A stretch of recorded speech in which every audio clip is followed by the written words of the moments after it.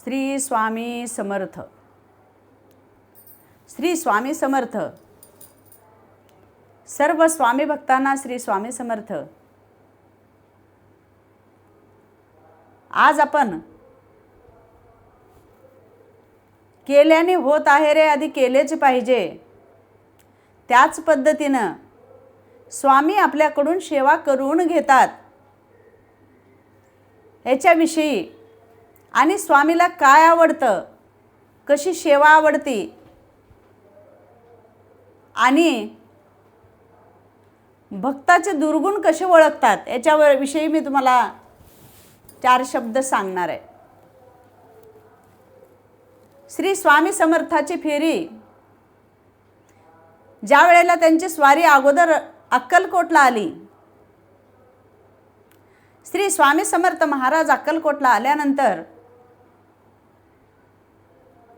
एका महादेवाच्या मंदिरामध्ये, दत्तात्रयाच्या मंदिरामध्ये, महादेव, दत्तात्रेय हे सर्व गणपती हे सर्व देव असलेल्या मंदिरामध्ये अगोदरच्या काळातलं अक्कलकोटला असलेलं हे महादेवाचं मंदिर, मध्ये दत्तात्रेयाची मूर्ती स्थापन झालेली आणि गणपतीची, या मंदिरामध्ये वटवृक्ष सुद्धा असलेलं, या ठिकाणी श्री स्वामी समर्थाची स्वारी आली. आणि प्रथम अक्कलकोटला ज्या वेळेला स्वामी समर्थ आले आणि त्या मंदिरामध्ये थांबले, मंदिरामध्ये असताना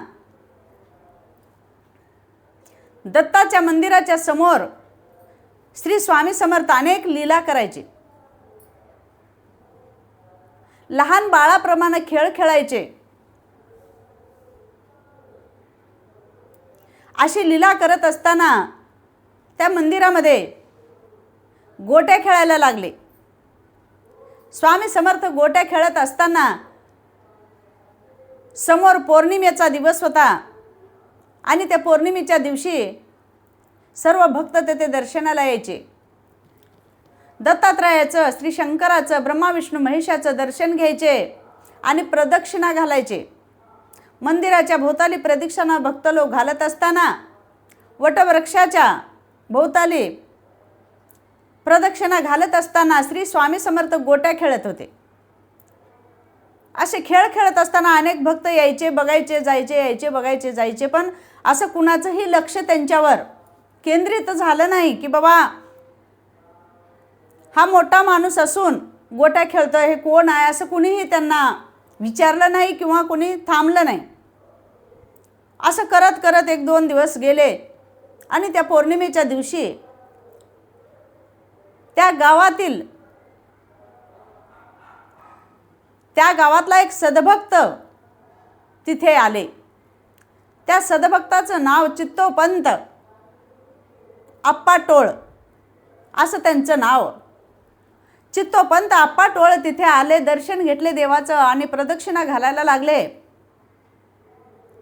त्यावेळेला त्यांचं लक्ष श्री स्वामी समर्थांकडे गेलं.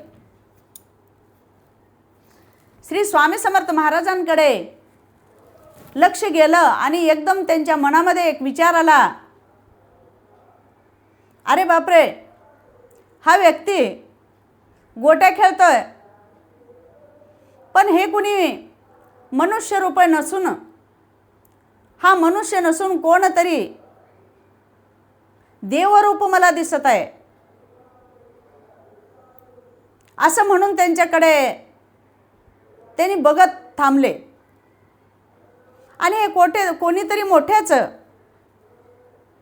अद्भुत असे परमेश्वर, परमात्मा मला दिसत आहेत असं ते मनात आप्पा टोळ म्हणायला लागले. चित्तोपंत आप्पा टोळ असं मनामध्ये विचार करत असताना गोट्या खेळणारे श्री स्वामी समर्थ म्हणतात, काय रे, मी मोठा माणूस असेल, देव असेल ना आणखी काही असेल, तुला काय करायचं आहे, तू आपलं दर्शन घेतलंस ना तर जा, चालता हो. असे स्वामी समर्थांनी त्या चित्तोपंत आप्पा टोळांशी बोलले. मग तर त्या चित्तोपंत अप्पाटोळला असं वाटलं की बाबा माझ्या मनामध्ये मी बोललेलं, मी विचार केलेलं ह्यांना कसं कळलं.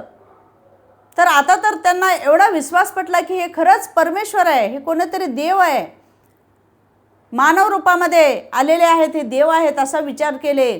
आणि त्यांनी काय म्हणले की बाबा हे तर माणूस कोणीतरी मनकवडी दिसतोय, हे मनातलं ओळखणारा मनकवडी दिसतोय हा माणूस. असं म्हणल्याबरोबर काय रे, काय म्हणतोस, मला मनकवडी कशाला म्हणतोस, मी मनकवडी असेन अजून काय असेन, तुला काय करायचं आहे, जा चालता हो. अजून नंतर दुसऱ्या वेळेला सुद्धा तसंच श्री स्वामी समर्थांनी त्या अप्पाटोळला म्हटले. म्हणल्यानंतर अप्पाटोळ तिथेच दोन्ही हात जोडून नमस्कार केला आणि त्यांचं दर्शन घेतले, साष्टांग दंडवत घातले. दर्शन घेऊन त्यांना म्हणलं की आपण माझ्या घरी चलावं आणि माझ्या घरी चलून भोजन करावं अशी विनंती श्री स्वामी समर्थाच्या चरणी केली. श्री स्वामी समर्थांनी नग होय म्हणत म्हणत त्यांच्या घरी भोजनासाठी गेले. त्यांच्या घरी गेले असताना त्यांचं स्नान वगैरे झालं, स्वामी समर्थांना स्नान घातले, त्यांची पूजा झाली आणि भोजनाला बसवले. भोजन करायचं आणि नंतर दुसऱ्या अजून संध्याकाळी त्या मंदिरामध्ये जायचं. असंच 1-2 दिवस श्री स्वामी समर्थ अप्पाटोळांच्या घरी आले. असं करत करत तिसऱ्या दिवशी अप्पाटोळ स्नानासाठी गेले असता त्यांच्या घरी देशमुख सरनाईक म्हणून एक त्यांचे पाहुणे आले. त्यांच्या घरी ते पाहुणे आले असता श्री स्वामी समर्थाकडे पाहिले आणि मनामध्ये विचार केले त्यांनी, अरे हा कोण, हा तर म्हातारा कुठेही दिसतो आम्हाला आणि कोणीही जेव म्हणल्यानंतर जेवतो, कुठेही जात असतो, कुठेही फिरत असतो आणि आमच्या घरी हा आज येऊन बसलेला आहे आणि आपल्या पंक्तीला यांना घेऊन बसणं योग्य नाही आणि हे कसलंच ऊच नीच काहीच न मानता सगळ्यांच्याच पंक्तीला बसून हे जेवण करत असतो, असं त्याच्या मनामध्ये विचार आला आणि अप्पाटोळ सुद्धा स्नान करून बाहेर आले आणि ते जे मनामधला विचार होता श्री स्वामी समर्थांना कळला आणि ते जे परीक्षा बघायची होती ते त्या भक्ताची, अप्पाटोळ काय म्हणतात याच्यासाठी श्री स्वामी समर्थ तिथेच बसून होते. आणि त्यांनी स्नान करून आल्यानंतर एकदा त्या सरनाईकांच्या तोंडाकडे पाहायचं स्वामी आणि एकदा अप्पाटोळांच्या तोंडाकडे पाहायचं. असं करत करत त्यांचं स्नान झाल्यानंतर त्यांना ते सरनाईक म्हणतो की बाबा हा तरी म्हातारा कुठेही दिसतो, ना ह्याला भेद ना भाव, कुणाच्याही सोबत बसून जेवतो, कोणीही बोलवलं तर जेवतो, इथं काहीच नाही आणि ह्यांना आपण सोबत घेऊन कसं जेवणार, असं अप्पाटोळांशी बोलले. अप्पाटोळ काहीच म्हणले नाहीत, शांत बसले आणि आपल्या आपल्या कार्याला लागले. पुढं चालत असताना अप्पाटोळ काही म्हणले नाहीत, पण त्यांच्यासुद्धा मनाला त्या सरनाईकानं बोललेलं पटलं आणि मनामध्ये खरंच तो थोड्या वेळासाठी का होईना पण त्यांच्या मनामध्ये विचार आला की खरंच बाबा हे कोणत्याही लोकांना शिवून घेतात. ह्यांनी म्हणत नाहीत की बाबा त्या आंघोळ केलाय का, आंघोळ केला नाही का, आणि आपल्या घरी देवधर्म करायचा असता आणि आपण पारुषानं कसं ह्यांच्यासोबत जेवावं हे काहीच ह्यांनी विचार करत नाहीत. खरंच असं त्यांच्या मनामध्ये विचार आला. हे विचार श्री स्वामी समर्थांना समजला आणि श्री स्वामी समर्थ म्हटले, मी निघालो. म्हणल्याबरोबर अप्पाटोळ म्हणले, असं का, आता स्वयंपाक झालेला आहे, आपण जेवण करायचं, असं करू नका, आमच्या घरातून असं नका जाऊ आणि रोज आपण येत आहे, आपण जेवण करत आहे आणि मला असं दूर नका लुटू, असं जाऊ नका, असं विनंती करायला लागला. श्री स्वामी समर्थ म्हणले, तुझ्या मनामध्ये विकल्प आलेला आहे. सर्व मनुष्य एकच. तो उच्च आणि ते नीच माझ्याजवळ नाही. हा भेद आणि भाव आमच्याकडे नसतो. तो असा आणि तो तसा आमच्याकडे नसतो. रंक आणि राजा आमच्याकडे तेवढाच असतो. मला काय देणं घेणं कोणत्या राजाचं? मला काय देणं घेणं तुझ्या पैशा अडक्याचं? आणि तुझ्या मनामध्ये असा विचार आलाच तरी कसा? आणि मी तुझ्या घरी भोजन करणं शक्य नाही. तुझ्या मनामध्ये विकल्प आला. विकल्प येणं म्हणजे आपल्या मनामध्ये खरोखरच की बाबा ह्याला सोबत घेऊन कसं बसावं. हा गरीब आहे, हा भिकारी आहे, ह्याच्या अंगावर कपडे नाहीत चांगले, आणि आपण चांगले कपडे लिहून आपल्या मोठ्या मोठ्या ओळखी येतात, आपण ह्यांना पंक्तीला घेऊन कसं बसायचं? हे मनात ज्या वेळेला आलं त्याला विकल्प. आणि आपण जीवन उरलेलं वाढायचं आहे, हा पण विकल्प. आणि ज्या वेळेला आपल्याकडे गरमागरम भोजन ताजं ताजं तयार झालेलं आहे आणि आपल्या दारामध्ये कोणीतरी भिक्षुक आलेला आहे, त्याच्या अंगावर खरंच कपडे चांगले नाहीत आणि तो भिकारी आहे, दारात भिकारी आला, तरी सुद्धा आपण गरमागरम केलेला स्वयंपाक ताटामध्ये वाढून त्यांच्या पात्रामध्ये देण्याचं ज्याच्या मनामध्ये असतं त्याला दया असं म्हणतात. त्याला दया येणं असं म्हणतात. आणि जे माणूस ते दया केलं, त्यांच्याकडे दिलं आणि ते अन्न न खाता ते अपमान करून काहीतरी बोलून चालला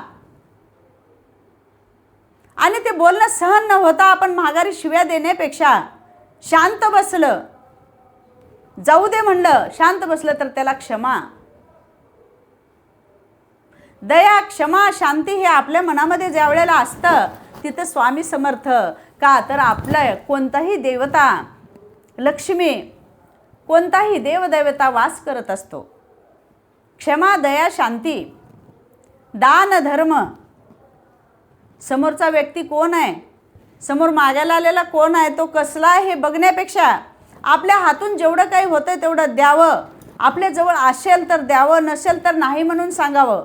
पण आपल्या त्याच तोंडानं, त्याच मुखानं आपण वाईट वक्त न बोलता आपल्या हातानं कितपत दान होतंय आणि आपल्या घरी कसं आहे दान, शिळं आहे शिळं, ताजं आहे ताजं, जे आहे ते दान करण्याला महत्त्व. मग तर तुझ्याकडे बाबा दया, क्षमा, शांती हे काहीच नसून तुझ्या मनामध्ये विकल्प आलेला आहे असं सांगून श्री स्वामी समर्थ चालायला लागत असता आपा टोळाने पायावर लोळण घेतले आणि सांगितलं, श्री स्वामी समर्थ महाराज, माझी चूक झालेली आहे, माझ्या मनात विकल्प आलेला आहे, हे खरं आहे आणि मला तुम्ही क्षमा करावं आणि जे भोजन झालेलं माझ्यासोबत आपण अन्न ग्रहण करूनच मग जावं असं म्हणल्याबरोबर स्वामींनी सुद्धा क्षमा केली. स्वामीच्या मनात सुद्धा दया आली. स्वामी आपल्या सगळ्यांना क्षमा करत असतात. आपण क्षणोक्षणाला चुका करत असतो.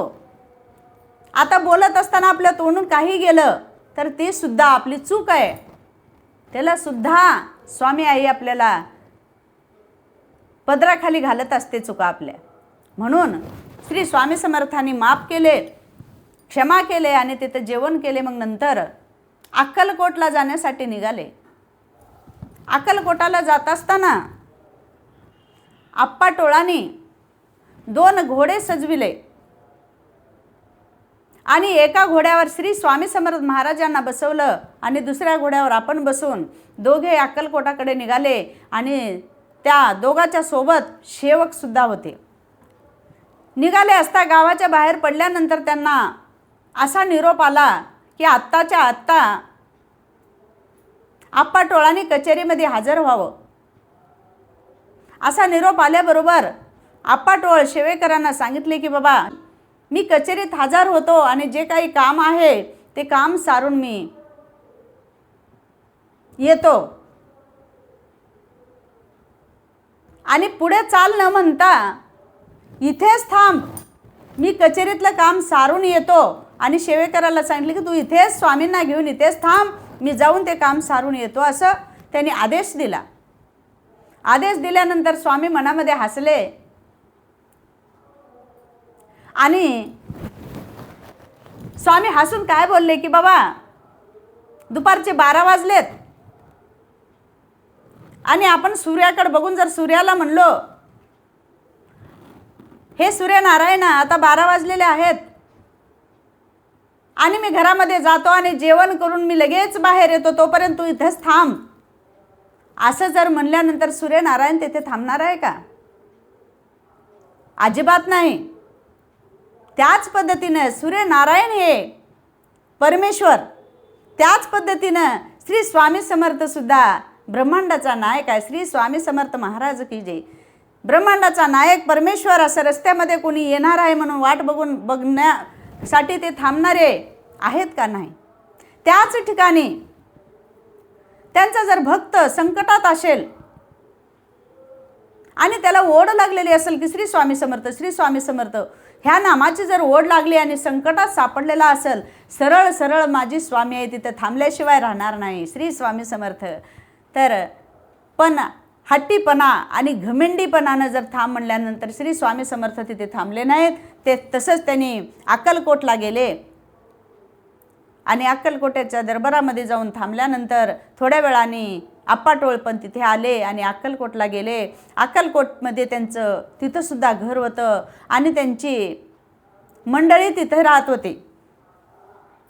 आप्पाटोळांची पत्नी त्या ठिकाणी राहत होती, ती पण तिथे आले आणि दोघांनीही नमस्कार केला, दोघांनीही दर्शन घेतले आणि झालेल्या चुकीची क्षमा मागितले आणि क्षमा मागून आप्पाटोळाने कितीही विनंती जर केले तर नंतर श्री स्वामी समर्थ फिरून आप्पाटोळांच्या घरी आलेले नाहीत. भरपूर वेळेस त्यांनी आग्रह केला, भरपूर वेळेस निमंत्रण दिलं, पण आप्पाटोळांच्या घरी श्री स्वामी समर्थ परतून आलेले नाहीत. ह्याचं कारण एकच आहे की त्यांच्या मनामध्ये विकल्प आला, मी तूपणाची भावना आली, लहान थोर उच्च नीच अशी भावना आल्यामुळं श्री स्वामी समर्थांनी ओळखून त्यांच्या घरी नंतर गेलेले नाहीत. आणि अक्कलकोटमध्ये आप्पाटोळसुद्धा राहत होते, त्यांचंसुद्धा निवासस्थान तिथंच आहे.